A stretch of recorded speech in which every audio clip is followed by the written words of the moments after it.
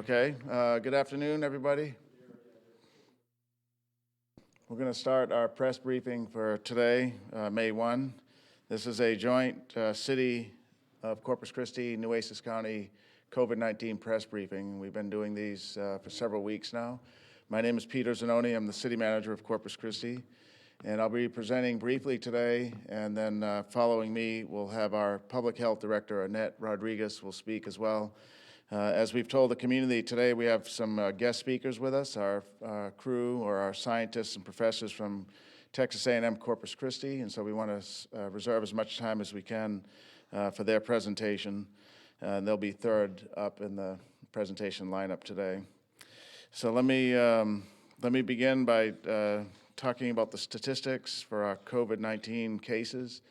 Every day at 4 o'clock, the city and county looks at what has happened the past 24 hours, and we look to see are there new positive cases, and the cases that existed, have people recovered, who's in the hospital, and that type of stuff. And so we've been reporting that to the community, and we appreciate the community watching. We watch your Facebook posts and other communications as the press events take place, and we know that this is very beneficial to the viewing community. And we appreciate you watching, staying informed, and helping share this information with the community, especially a day like today where we'll have scientific and professional information given to us about modeling and statistics in terms of what we can expect to see in the future. So at any rate, we have looked back the past 24 hours, and today we're reporting 4 new cases. And I think we have a graph here. So this is on the heels of yesterday's 3. So we don't like to see that necessarily. We like those days when we had a lot of zeros. But today we're reporting 4 new cases. And so that brings our total number of cases to date of 106 for Nueces County. That means somebody either has the virus or has had it and has recovered, and we'll show you that in a moment. But 4 new cases for today. You can see the week-long graph. We still have a couple of days with zeros, 2, a 5, 3, and a 4 for today. In terms of deaths, we have 3 deaths still and only in the Nueces County area. One of those was a Corpus Christi resident, one is a Robstown resident, and then one was a Corpus Christi resident, but for the past several months was in Nevada, working there as a traveling nurse. But yet we are required to count that person here since his permanent residency was here. Of the 4 new cases we had today, reporting today, 2 are male and 2 are female. And when we look at the age group, we track this amongst 9 different age groups. And after a 0 to 19 age group, we look at 6 or 7 using a 10-year spread, so 20 to 29, 30 to 39, and so on. It's still pretty evenly distributed in that 20 to 79 age group. Those 6 categories is pretty equal. And what we tell folks every day is that it doesn't matter your age. We actually have some persons in the 0 to 19 age group that have COVID-19. So the virus can impact anybody. It's not age dependent. When we look at testing, we're making good progress there today between the Nueces County City lab and the commercial labs. 172 tests were performed in our area. We're just shy of, we're a little bit shy of 3,000 total tests, which is a little bit shy of 1% of Nueces County, Corpus Christi. So we're making progress. When you look at the 172 tests analyzed today, that brings our total to 2,736 tests conducted or analyzed in Nueces County. Let's look at the recovery rate and who might be in the hospital. So of that 106, as our donut chart shows here, 60 persons have recovered to date. So that's the majority of the chart. 60 persons of the 106 have recovered, which is great. That's 57%. And then it shows 46 are still recovering, and which is good because when we first started, we had a much bigger unrecovered rate. And when we have been tracking this, we've talked about how many persons have been in the hospital. We're revising our methodology today just to tell you that you're going to see a jump in the number.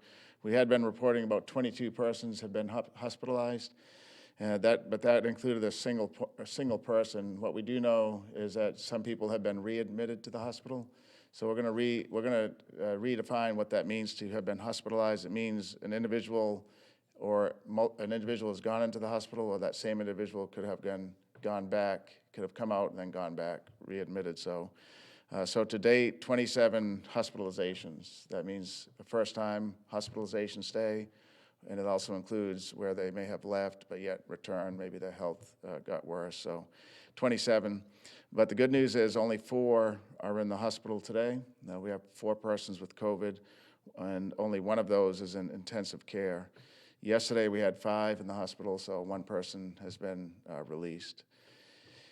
And then let's look at where everybody is in terms of in the county. We know that Corpus Christi obviously is the biggest city. Of the 106, there's 89 persons within the city limits, and that's an increase of 3 since yesterday. So of those 4 new cases, 3 are from Corpus Christi, 2 from the city or the town of Robstown, 7 from Port Aransas, and 7 from rural Nueces County. A new one to add in terms of some of our smaller townships out there, Bishop has 1 new case. That was one of the 4 cases. 3 were from Corpus, and then the 4th is from Bishop, and that's the first one that we're tracking in Bishop, which is a small town on the outskirts of the city. Okay, so that concludes the demographics. I'm going to just do 2 other things real quick here. So we, after Annette speaks, she's going to talk to us about the drive-through testing site that is set up for Monday, is the collection site. That's a joint venture between the city and some of the hospitals at the former county hospital parking lot. And so we have one set up for Monday. She'll also remind us about some of those safety tips on how to stay healthy and stay safe and COVID-free. It's important to keep reminding ourselves of those. And then following Annette, we'll have Dr. Bird, a distinguished professor from Texas A&M Corpus Christi. This will be a 4th presentation that they'll be making this week, and we've been working with them through this week, peer reviewing some of the work and helping them in terms of what to present. The modeling is what we're going to show today, what they'll show today. It's an updated modeling using updated models as scientists from across the globe continue to refine models. They can continue to refine models. And that also includes more current data from not only our region, but also the state of Texas. And so he'll show us some information too on how we're doing in terms of social distancing or not, or group gatherings using cell phone data. And we're going to begin to see that those numbers are increasing even before the governor's order was released this morning or last night. And so that will be the main portion of today's presentation. And I also want to give a big shout out and a thank you to one of our well-known persons here at City Hall and community activist, Marguerite Fertella.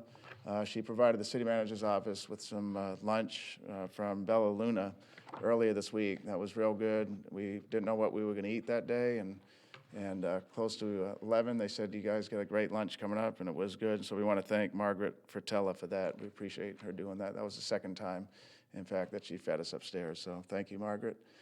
With that, we're going to have Annette come up. We'll translate, and then Annette will come up and talk to us about some of those health matters. Thank you. En las últimas 24 horas en el condado de Nueces se han reportado 4 nuevos casos por el coronavirus. Actualmente existen 106 casos confirmados. Entre esos, 56 son varones y 50 son mujeres. La mayoría se encuentran en el rango de edades entre 30 y 39 años.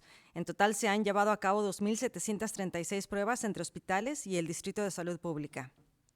De los 106 casos, 89 son residentes de la ciudad de Corpus Christi, 2 son residentes de Robstown, 7 son residentes de Port Aransas y 7 son residentes de áreas rurales, incluyendo Bishop. 60 de los 106 se han recuperado por completo, 27 han sido hospitalizados, 4 continúan en el hospital, 1 en condición crítica y hasta la fecha se han reportado 3 fallecimientos. Thank you. Annette Rodriguez, Public Health Director. So the next drive-through is Monday, May the 4th at 7:30 in the morning at the Old Memorial Hospital. These drive-throughs continue to be by appointment only.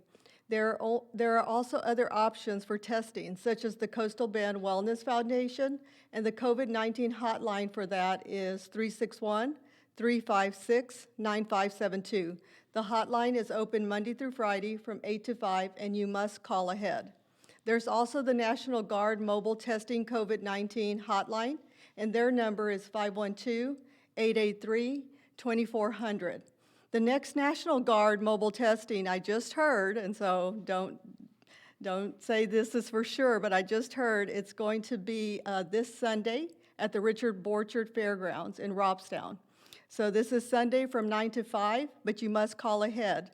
So that number again is 512-883-2400. So again, call ahead. The National Guard sites are allowing citizens to test from any jurisdiction, and if you are one of the vulnerable populations, you can be tested with or without symptoms.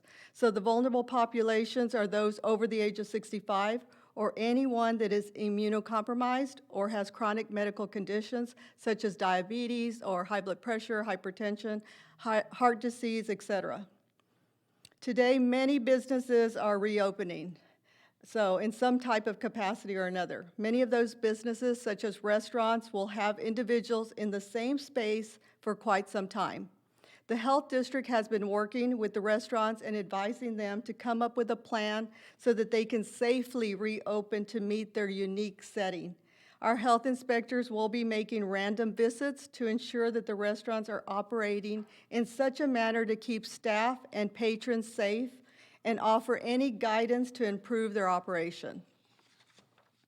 These operational procedures include rearranging dining areas to fulfill the social distancing requirement of 6 feet, creating contingent dining plans. That could include using sidewalks, patios, parking lots, and also implementing and executing a disinfectant plan. Restaurant owners and managers are encouraged to call the health district with any questions or if they need assistance to navigate this new normal. As we go into the weekend, please be vigilant in your social practices. Stay back. Maintain at least 6 feet of distance from others. Stay protected. Wear a face mask when in public, especially in areas of high traffic, and stay healthy. Avoid being around sick people. Our behaviors play an important role in the fight against COVID-19. Plan all your outside activities, whether dining or shopping, strategically to limit the risk of exposure to the virus. Together, we can help reduce the spread of COVID-19 with responsible and safe behaviors. I will now turn it over to Texas A&M, Dr. Bird. La próxima toma de especímenes es el lunes 4 de mayo a las 7:30 de la mañana. Le quiero recordar que existen otras opciones para realizar la toma de pruebas. Una de estas es mediante la Fundación Coastal Bend Wellness. El número es 356-9572. La línea directa está abierta de lunes a viernes de 8 a 5.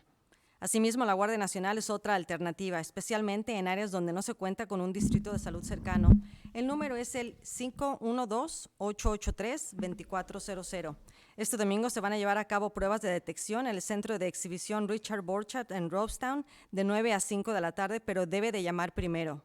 La Guardia Nacional permite realizar pruebas a aquellas personas vulnerables que no necesariamente cuentan con síntomas. Son consideradas personas vulnerables las personas mayores de 65 años o cualquier persona que cuente con un sistema inmune débil o tenga afecciones médicas crónicas como diabetes, presión arterial alta, enfermedades cardíacas, etc. Hoy, con la apertura limitada de negocios, el Distrito de Salud ha estado trabajando con restaurantes. Se van a realizar visitas para asegurar que se cuentan con medidas precautorias para evitar la propagación del virus. Así se protegerá a un mayor número de personas quienes se encuentran en áreas públicas. Recuerde seguir todas las recomendaciones del Departamento de Salud usando cubrebocas, cubriendo su tos, practicando distanciamiento social, lavando sus manos seguido, entre otros. Good evening, everybody. This is our fourth report from the TAMU CC COVID-19 Modeling Task Force. As you noticed, I was wearing a mask while I was here, but when I'm coming up to the podium, I feel adequately spaced. So I took it off before giving the presentation so you can hear me a little better than the first presentation. So we're going to repeat some of the things that have happened in previous weeks because we don't know if we have new viewers today. And we want to reinforce some of the objectives of the task force and some of the main talking points that we've had over the previous weeks. First of all, we have two primary objectives on the task force. One is to address public questions and concerns about COVID-19 and the interventions that are taking place or this week being rolled back. Two is to provide evidence-based information to the decision makers so that they can make the best decisions possible. So with that being said, we covered the 12-county Coastal Bend area, not just Nueces County, but all 12 counties in the Coastal Bend. The graphs that you're going to be seeing will be composed of data from all 12 counties in the Coastal Bend in one manner or another. We're going to start off with the cumulative total number of cases that have been recorded in the Coastal Bend area. So this is updated as of yesterday, so not as of 4 o'clock today, so the numbers might be a little bit different than what you heard from Manager Zanoni. But what we can see is that there's an S-shaped curve that's starting to form that we couldn't quite see last week, that we can start to clearly see now in the Coastal Bend cases. We have 138 cases up until yesterday confirmed in the Coastal Bend, with 102 in Nueces, and a few fewer recoveries than you heard about because these are yesterday's numbers. The fatalities are still at 4 for the whole Coastal Bend and 3 in Nueces County. As a comparison, we thought that San Antonio and Bexar County were the best places to compare to give you an idea of how we're doing compared to other places in Texas. And there's about 3 times more cases occurring per capita in San Antonio, Bexar County than here in the Coastal Bend area. And you can see that graph here. So this isn't just the total number of cases, it's the total number of cases per 100,000 people in the population. And you can see very clearly that we're coming out about 3 times lower on the number of cases than Bexar County, San Antonio. Same thing for the fatalities. We have fewer fatalities in the local Coastal Bend area per capita than Bexar County. So we've managed to avoid some of the brunt of COVID-19 thus far in the Coastal Bend area. This graph shows the new cases per day that we've recorded throughout the whole time since this all started back in early March with our first case up and through yesterday. Now, the data is pretty noisy. Each one of these points on the graph, a circle represents a data point from Nueces, 3 new cases per day, 6 new cases per day you see over here. And the triangles represent the rest of the Coastal Bend area. And what you'll see was that at first, Nueces peaked early compared to the rest of the Coastal Bend, but at this point today, we're about even with about the same number of new cases per day in the rest of the Coastal Bend as there is in Nueces County. On average, it's somewhere around 1.5 to 2 cases per day that we're seeing. Now, if you recall last week, something that struck me was there was a lot of zeros and ones, and that was really good news that I think that all of us were excited about. This week, we had some zeros, but we also had a 5 and some numbers that were a little bit bigger. And I think we're going to show some information that may partially explain why we've gone from zeros and ones to some larger numbers on some of the days when we find new cases, besides just doing more testing than we were previously. The stay-at-home order went into place on March 28th, and it ended yesterday, April 30th. So today is the first day that the original stay-at-home order has ended. Annette Rodriguez went over the new rules that are in place. And something that I want to emphasize is that just because businesses are relegated to 25% capacity doesn't mean that we're at 25% of the transmission of the virus because of that. Not all businesses are at 100% capacity all of the time. And it's something to think about when you think about the scenarios that we're going to run. Okay, comparing the number of new cases between the Coastal Bend and Bexar County, San Antonio, you can see again that there's more cases per capita per day in San Antonio than there are in the Coastal Bend area, but they're approaching our level a lot more quickly than we're approaching zero. Last week, the fits that we provided to this data were a lot more optimistic, where they were heading downwards a lot more steeply. And what's happened is some of these high counts, high numbers of new cases, 3, 4, 5 new cases, compared to last week where we had all zeros and ones, has caused our fit line to more tail off and stay more level instead of pointing downwards more severely. So let's review the interventions that are in place. In the previous 3 weeks, we've talked about 5 key interventions that have taken place, and there's been some modifications to these as of today. First of all, we had a mandatory stay at home, but today there's a request that you stay at home if you can. So if your job is not restarting, if you're retired, you're still being asked to stay at home if you can, but it's no longer mandatory like it was yesterday. Second, there's a loosening of restrictions on public and social gatherings compared to yesterday. It's kind of complicated how that works, so we think this is the easiest way to convey that it's a little bit different. Yesterday and even last week, say 2 weeks ago, the beaches weren't open. Last weekend they were, so we're starting to allow more gatherings in public than we were before, and that's continuing. What's not changing are that the schools are closed, and they're going to continue to be closed for the foreseeable future. Social distancing is still being encouraged. We're encouraging it more now than ever, because as we rolled back some of these interventions, we want to make up for some of the effectiveness that those interventions had by increased vigilance on our own part with wearing masks, washing our hands, staying at a good, safe distance from other people when you're out in public or going to the grocery store or at work. And 5, self-isolation when symptomatic. And simply what this means is if you think you're sick, self-isolate. Then contact your healthcare professional and obtain advice on how to proceed from that point forward. Even if you don't think you have COVID-19, this is the way that you want to operate just in case you do have it. Okay, we've shown this graphic for the past couple weeks. We're going to emphasize it again. One of the most critical things to modeling COVID-19 and its spread or decline is the transmission rate, and that's how many people one infected person infects. How many people get sick from each person that gets COVID-19? Before we did any of the interventions, our best estimate of that number is 3. So if we start with one person, within 1 week, that one person with COVID-19 would have infected 3 additional people. After another week, those 3 people would have infected an additional 9 people. And after another week, those 9 people would have infected another 27 people.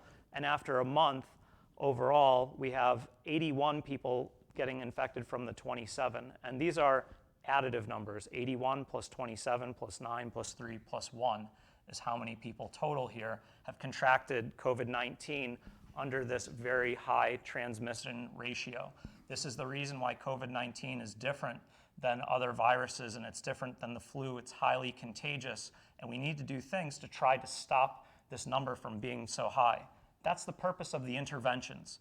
Our best estimate of the transmission ratio with the interventions that were in place up through yesterday was that it was reduced to 0.5. And what that means simply is you go from this large number of people getting infected after a month from just one person to nobody being infected after a certain period of time. And the way this works at 0.5 is it's a coin flip whether or not the first person who's infected actually transmits it to the next person. And then the same thing, so on and so forth. And eventually, you're not going to keep flipping heads over and over again. You're going to get a tails, and COVID-19 will die out under that ratio. It's going to take longer than 4 weeks because we have more than one person that has COVID-19 right now in the Coastal Bend area. But under this scenario, COVID-19 would most certainly die out. And Dr. Burt, Yes. Last week, was it at 0.5 also, or did it change? Yes, last week it was at 0.5 also. I will, in the next slide, show you what we think is happening to this number. Realize that this number is being calculated from the fatality rate in Texas. And it takes a certain amount of time from when you contract the virus to when you show symptoms, and then, God forbid, if you end up at the hospital or actually die from COVID-19. Those are the people that are making up this model. So it's kind of a look back in time a little bit with the number that we're seeing. That's why we're looking at the cell phone data, which, like Batman used to find the Joker in The Dark Knight, we want to use the cell phone data to get an early warning on what's happening in the local area. How much are people interacting with each other, and how might that affect the transmission ratio? And so this is the cell phone data up through the middle of this week. There's a lag on when we get this, so it's not even up to date through yesterday. It's maybe up to date through Wednesday. And so this is a cell phone location model that was made by unicast.com. You can go to their website and see their social distancing scoreboard. That's where we pull this data from. And we have an encounter index. The way that what we've done here is different than what you'll find online is we've normalized the data to the coastal Bend area and specifically to Nueces County. So what we're seeing here is a graph of cell phone contacts or encounters in Nueces County. The way that this works is the metric is the number of encounters that occur per kilometer squared per day. So it's scaled to how big the area is, as well as how dense and how many people are in the area. And essentially what's happening is we're estimating the probability of two cell phones coming close enough that there might be transmission of COVID-19, so them coming within 6 feet. And I think we all know that cell phone GPS units aren't that precise. So once two individuals with phones come within 50 meters of each other, there's a model that's run to determine the probability that those two individuals that come within 50 meters of each other for less than 60 minutes in time, what's the probability of them actually coming within 6 feet of each other? That's how this metric is constructed. The way that we adjust it to Nueces County is that we look at what the encounter index from unicast.com was before March 9th. And March 9th was 2 days before the NBA stopped the games, and it was pretty much the day that everybody realized that COVID-19 was here in the United States. So what we did was we looked at how high the encounter index was, and then we scaled it to be 100. So 100 means normal for all intents and purposes. And what you can see here, after that point in time, we had a steady decline from the baseline down to a trough. The lowest encounter index that we've seen was on Easter.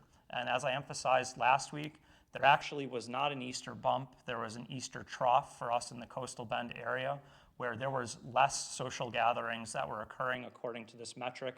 But the day before Easter and the Friday before Easter, at that point in time, had the most activity and the most contacts within the coastal Bend area. What I like to look at here are days of the week. So what I'm going to highlight, I'm going to flash on and off here Saturdays.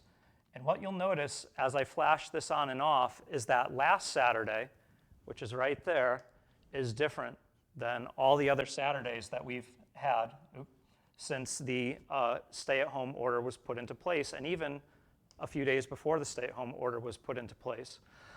And what that tells you is that Saturdays, there's the most activity. That's something that we see when we analyze this whole curve here. And comparing a Saturday to a Saturday or a Friday to a Friday, that's the right way to compare the data. And what we see is a very large increase. It's a 63% increase in the encounter index from the Friday before last to last Friday. And we're not going to have this Friday's data till Monday, but that's kind of the way that this works. And it wasn't just, last Saturday. It was all the way through not the Tuesday that we just had this week, but the Tuesday the week before. That started the pretty large increases in the encounter index. And what's causing you to see, your eyes don't deceive you, there's a definite upwards trend in the amount of encounters that are happening. We tentatively propose that may be why we're seeing an uptick in the increase in the number of cases this week that are coming through. So instead of zeros and ones like we had last week, a week later, so it takes about 5.1 days from the point that you contract the virus to the point that you start exhibiting symptoms. And then you might imagine it might be a day or two more before you qualify to become tested, and then maybe another day before you get the results. We're starting to look at a period of a week to a week and a half, which is about what we have between the time of the encounters really starting to increase by 40 to 80% per day, and us starting to see this week more positive cases. So it's too early to tell, and I don't want to draw a direct correlation, but it seems that we're starting to be able to make this sort of relationship between how many people are coming up in the new cases and what we're seeing in the cell phone data the week before. So we're going to be very interested to track this through in the future. Is that good? That's good. Yeah, that's a lot of information. But the couple of things that we talked about this morning is this does not include a family, say, being next to each other, or highway travel, right, if two cars passing with a cell phone. No, those sort of things are filtered out. It's pretty easy to identify a cell phone that's traveling on the highway, and that can be filtered out of the data. If you're within 50 meters of somebody for more than 60 minutes, then that doesn't count, but there are additional filters that are kind of no-brainers that are added onto this. Is this how many people contacted each other in Corpus Christi? No. Is it an estimate of that or something that's proportional to that? Yes. And it shows two persons coming in contact with each other, right? It shows two people coming close to each other, and then we're estimating the probability that they're actually going to come in contact. So then this is scaled by that. Just because two people come within 50 meters of each other doesn't mean that that counts as an encounter. Then it's even a lower probability that those two individuals within 50 meters will actually encounter each other. Okay. So with that being said, we're going to move forward and talk about the projections that we were able to make this week. And each week we try to model scenarios that are relevant to what's happening that week. And this week is no different. And the thing that's on everybody's mind is today is different than yesterday and most of the previous days for the past month, which is that we're in the first steps of reopening the economy in Texas. And so of these scenarios, I think it's important to lay out that we are not attempting to model reality. We're trying to show the range of things that could happen by looking at one extreme, which would be what happens if we open the economy 100% today? And in the model, it's very easy to do that. We just back off the effect of stay at home and the effect of public gatherings on the reduction in the transmission ratio. And we remove that 100% today. We keep all the other interventions that I talked about in place, and we see how the model performs. Two, we're getting something to maybe that's closer to reality than the first example, because we know that there's a 25% limitation on the capacity of businesses. Not all businesses are opening yet, and even then some businesses that could open aren't necessarily opening. So our second scenario is opening the economy, but in two stages. One with a 50% reduction in the effectiveness of the stay-at-home and the public gatherings on May 1st, which is today, and then by May 15th, a 100% reduction. Again, this is closer to reality. We're not attempting to recreate reality because we really can't predict what's going to happen in terms of the interventions next week. That's one of the reasons why we're looking at the cell phone data to see how these changes in interventions affect changes in the amount of encounters. We keep the other interventions in place throughout the period of time that we do the model for. And three, what happens if we try extra hard to offset what's going to happen when we roll back interventions and open the economy? What happens if more people wear masks? What happens if more people are more cognizant of washing their hands? We're able to effectively offset the rollback of the stay-at-home and the public gatherings to the point where when we do gather, we're all wearing masks, we're still extremely unlikely to transmit the virus. That's the third scenario.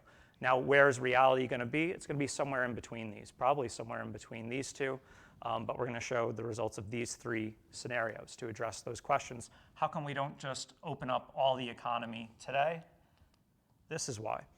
And there's a reason why we're rolling it back in stages. Now, this is a model for the coastal bend. It's modeling the number of people that are in the coastal bend area that are infected and potentially spreading COVID-19 on a day-by-day basis. So what that means is, say here on, around today, that we estimate that there's somewhere between, say, 10 and about 50 people that are in the Coastal Bend, 12 County Coastal Bend area that are actively infectious. And they haven't realized that they have COVID-19, or if they have, they're not self-isolating yet. So that's what this number means.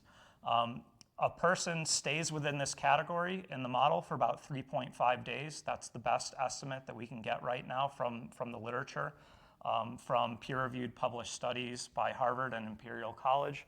And what happens when we end the effects of stay-at-home on the reduction in the transmission ratio, and we end the effects of ending public gatherings, we see a very clear beginning of a second wave in the Coastal Bend.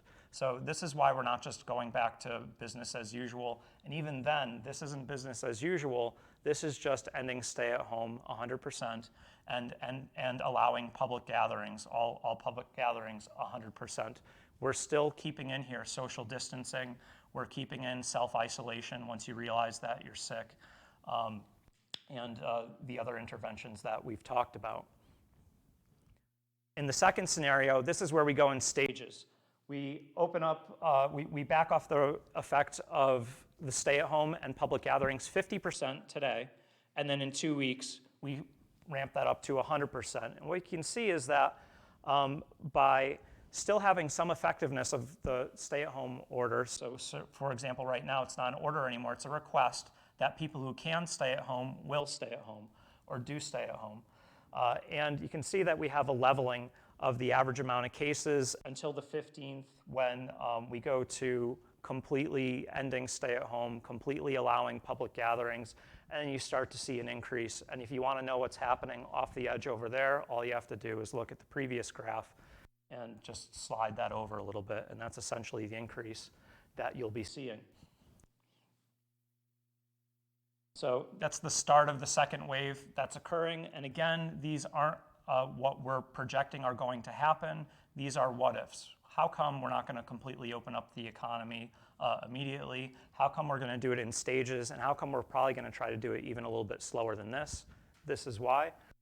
Now, if we do a little bit extra, if we try to overcome the losses in the reduction in transmission ratio that we are going to see, because businesses are going to start to open up, people are going to come in more contact with each other, and the cell phone data shows the evidence that even without changes in the orders, that has been happening in the Coastal Bend area.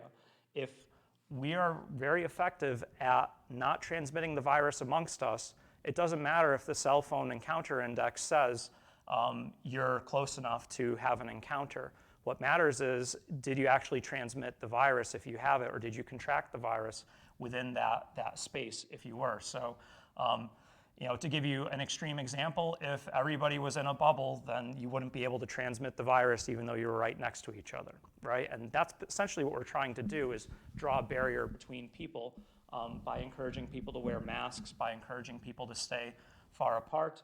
And if we do that, we see a continued decline in COVID-19 in the Coastal Bend area. And reality is probably going to be somewhere between, hopefully, here and here, and certainly not back here. But we'll see what happens. That's why we're looking at the cell phone data. If we start to see a huge uptick in the amount of encounters, we'll notify people, and we'll keep a close eye on the number of new cases that are occurring in the Coastal Bend area. And that information will be used and passed forward to the decision makers. Dr. Bird, Yes. on that one, does that assume, what does that assume again? Does it assume the commerce is open at that 25% level? And Yes, so we're gonna assume that we've opened up the economy, but other things that we're doing were enough to offset the negative effects of opening up the economy.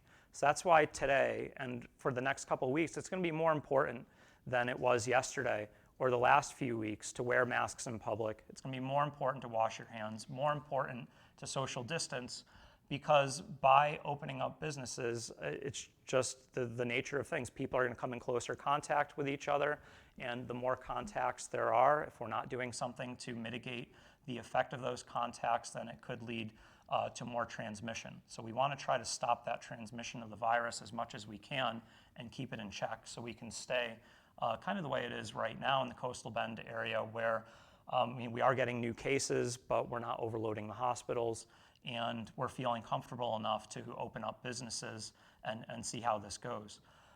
But make no mistake, if we start taking off in a scenario like this, because we're just not able to control the transmission rate, then I'm not sure what's going to happen, but there'll probably be adjustments by the decision makers to the rules that are in place. And is the green chart there, is that your opinion or based on the modeling and using data? There's no opinion here. We're just showing 3 different scenarios. It's my opinion that probably between here and here is what we're going to see based upon my expertise and looking at the models and all the papers that I've read. But all these are showing you what if.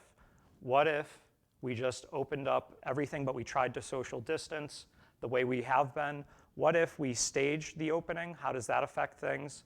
And this is not necessarily the way we're going to stage it. It's just one way to stage it. And then what if we try to offset as much as possible and we're successful in offsetting the amount of increases that would occur to the transmission rate just because people aren't staying home anymore, and offsetting that by more people wearing masks, more people social distancing as much as they can, trying a little bit hard to be vigilant and prevent transmission. Right, but let me ask the question this way, but the lines are drawn based on data and modeling, Yes, right? yes, yeah. You're The plugging in- lines, yeah. the lines on the graph are produced by a computer model. We plug in numbers based upon things like the transmission rate, based upon the effectiveness of the interventions that are in place. I didn't mention it today yet, but where we initially derived the effectiveness of the interventions from is there was a scientific study on the effects of these interventions in 11 different countries. And at first, a few weeks ago, we were making an assumption that people in Texas were at least as good as these other countries at reducing the transmission rate. Now what we can do is we can look at how many new cases we're getting per day and compare that against how many new cases per day are predicted by the model and align them in such a way that, so for example, we expect that there's approximately 4 to 10 times more, or depending upon some of the new studies which haven't been peer-reviewed yet, but at least amongst peer-reviewed studies, there's a demonstration that there's about 4 to 10 times more people that have contracted COVID-19 than are showing up in the actual confirmed cases. And so these models are consistent with that prediction. So that boosts our confidence that they're somewhere within the realm of reality. Something that I heard today for the first time was that rate of the number of people that have been hospitalized, and it was somewhere around 26. And what that means is that that matches up extremely well with the models. The models are predicting that somewhere between 500 and 1,000 people, maybe 1,500 people in the Coastal Bend area have contracted COVID-19 at some point in the past several weeks. And what that 26 people that have been hospitalized is the average hospitalization rate across the world is somewhere between 2.5 and 5%. That goes right into the 500 to 1,000 actual infections in the whole Coastal Bend total through the whole time. So that helps corroborate things that we see in the model, and we didn't have that number in hand earlier today because of what Manager Zanoni pointed out, which is that certain people were being counted twice, and we didn't feel comfortable using that data before. But now that that's been fixed, it gives me a lot of confidence that what we're showing here is lining up across several different metrics with what we might expect. Okay, so the summary. The number of new cases in the Coastal Bend are declining slowly if you look at that fit line. However, we have the first indication from the cell phone data and just eyeballing the new case data that there might be an increase that's starting to occur here. It's too early to tell, but right now we have about 1 to 2 new cases per day on average in the Coastal Bend area. That includes Nueces County and all the other 11 counties in the Coastal Bend area. From our from our fatality model, the one that we're modeling the transmission ratio from and then how much it's declined, that shows that COVID-19 is burning out, but I'd interject in there, it was burning out And it may still be burning out, but this increase in activity that we're seeing may be related to an increase in the transmission ratio that we can't see in the fatality data yet. And while I only showed data from Nueces County, we've also looked at the cell phone data from Texas, and it trends in about the same way that the local area does. It's cabin fever. People can only be pent up for so long before they're going to have to get out there and buy their groceries and do the things they need to do to go on with their lives. So it's something that we're going to keep an eye on in the next week. The curve overall for us is flattened, but I think from the modeling, it's pretty clear that the opening of the economy is going to lead at some level to the spread of COVID-19 in the coastal bend area. And right now, it depends on us. How good are we going to be at mitigating the effects of transmission by wearing masks, by washing our hands, by social distancing, by avoiding large groups if you can, by staying at home if you can. If we can do that, then we'll end up on the green side of things in those model projections.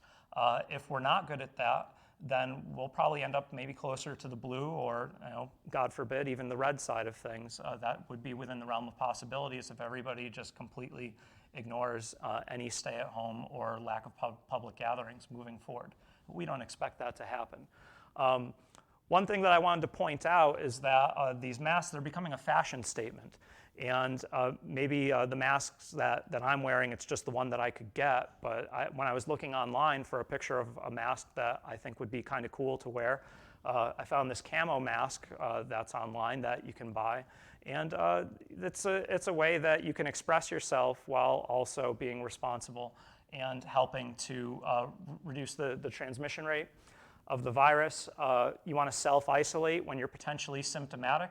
I want to emphasize, and I don't want to overstep my bounds as a scientist that's not a medical professional, but to me, what this means, isolate when symptomatic, doesn't mean you check every single box on the COVID-19 symptoms list.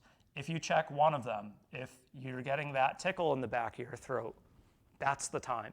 That's the time to self-isolate, contact your medical professional, get ahead of it. As soon as you feel that tickle in your throat, or you're getting a runny nose, you're probably already contagious. And at that point, you could potentially spread it. If we can squash that amount of time that you might pass it on to somebody else, then that will help to reduce the transmission rate. Another thing that I want to emphasize is that some people, by certain studies, up to 50% of people don't have symptoms, and they're still transmitting the virus. And so that's another reason why it's very important to wear a mask. It's not just about you not catching the virus, it's about you not transmitting the virus also. So we may, in the future, want to get towards more testing capacity. I know that that's what we're working towards. I know that I just heard about a machine that was purchased that is going to increase testing capacity, so that's very exciting in the local area. And we want to do the contact tracing, and the whole point of this is try to identify people, help them self-isolate, and prevent transmission. We also heard from Dr. Fauci this week that pending peer review, there seems to be a new drug that might help to reduce the amount of time that you're symptomatic by 30% with COVID-19. So that's exciting, and that can help to mitigate the effects. And while we're not sure, hopefully there's a seasonal effect. But as I pointed out a little bit earlier, I don't know about you guys, but when I'm in Texas in July, I'm inside, and the AC is cold.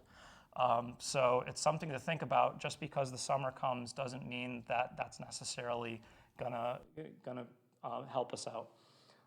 But it's something that we can hope for sure.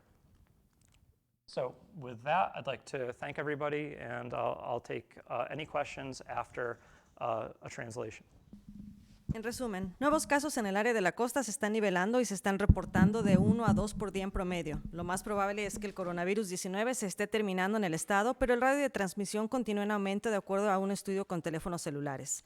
La curva de casos reportados se aplana, pero se estima que al reimpulsar la economía podría conducir a una propagación del virus. En cuanto a reimpulsar la economía y el control de la propagación del coronavirus 19, habrá que establecerse otro tipo de intervenciones para controlar la transmisión del virus. La transmisión del virus disminuye al utilizar cubrebocas en público. Autoaíslese cuando cuente con síntomas. Se va a requerir de una mayor capacidad de prueba y rastreo de contactos para identificar infecciones y permitir el aislamiento de personas infecciosas.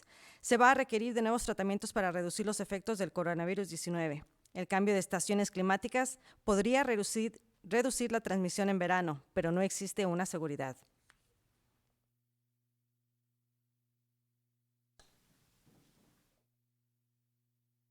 Right? Oh, there is. Oh, yeah, sorry. Yeah, just pull it up. Is there a goal of a number of tests that we should be doing that would kind of give you guys better data? I defer to Annette for that question, for the, how many tests that we need to do. In terms of the data that we use the fatalities that occur in Texas for one of the models that we're running. The model that you're seeing the output from, it uses the cases as well as fatalities. And because it's using the cases early on, so what happens with the new cases through time, as you saw in the graph, is that it's leveling off. Once the rate of increase in the cases starts to change, it's not really good for what we're using it for.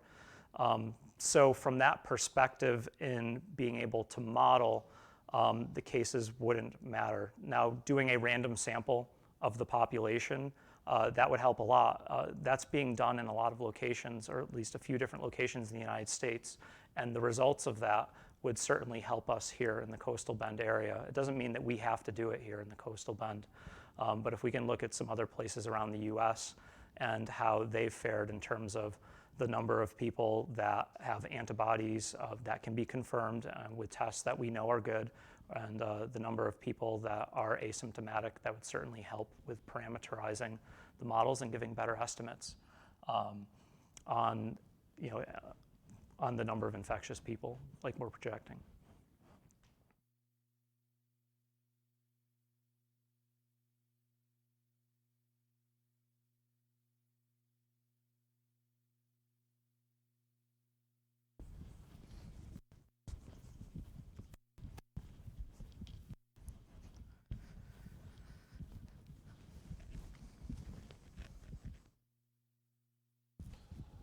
Okay, you said there were a few more questions? No, just one more. Okay.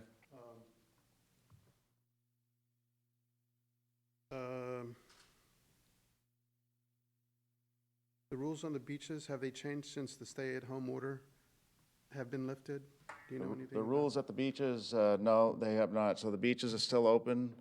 We do encourage social distancing on the beach, a good distance between each vehicle or each family group.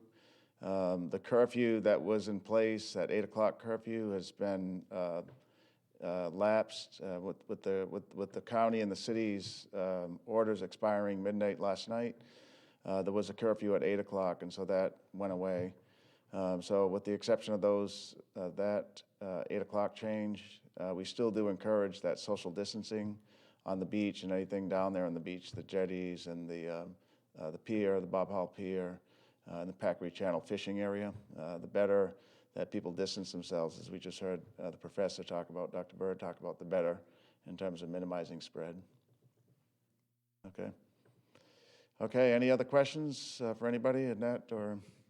Okay, great. Well, listen, we want to thank Dr. Bird and Dr. Tissot, who's in the audience, who didn't come up today.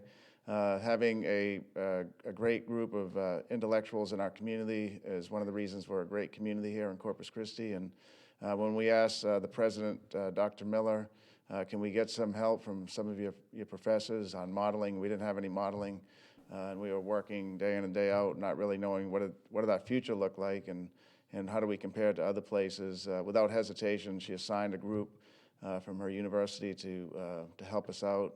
And they've been on the project for 4 weeks, and every week we learn a little bit more, and we hope the community does as well. We had a lot of watches on Facebook today, more than normal, so it's good information. Your presentation is on your all's website, on the Texas A&M Corpus Christi website. Is that correct? It will be. It will be. So if I saw some comments where this would be great to see again. You can watch the Facebook video again, but the presentation, the slideshow, will be on the Texas A&M Corpus Christi website. It should be navigable, easy to find. It's also going to be on our website as well, I'm being told. So the city, county, both the city and the county have a web page that's shared. So if you go to the City of Corpus Christi website or Nueces County's website, there's links to our shared COVID-19 page, and the presentation will be there as well. So I encourage you to look at it if you want to go through the slides a little slower. It's a lot of good information. So with that, we're going to conclude our press briefing for today. We, tomorrow, Saturday and Sunday, as customary, won't have a press briefing unless something extraordinary happens, but we will be providing updates around that 4:30 timeframe in terms of any new cases and the assessment and the condition of persons in the hospital. That'll be both for Saturday and Sunday. And then we'll be back here again on Monday with a normal press briefing. Next week, Tuesdays and Thursdays are the days that our elected officials have been at the podium. So County Judge Barbara Canales and Mayor Joe McComb will be here with us on Tuesdays and Thursdays, and maybe some of those other days if warrant. So that's it. So have a great weekend. Play it safe. Remember everything we've been talking about for the past 8-9 weeks, which is that social distancing. Stay at home if you can. Wash your hands. Don't touch your face with your hands, especially if they're dirty. And if you feel sick in any way, stay by yourself.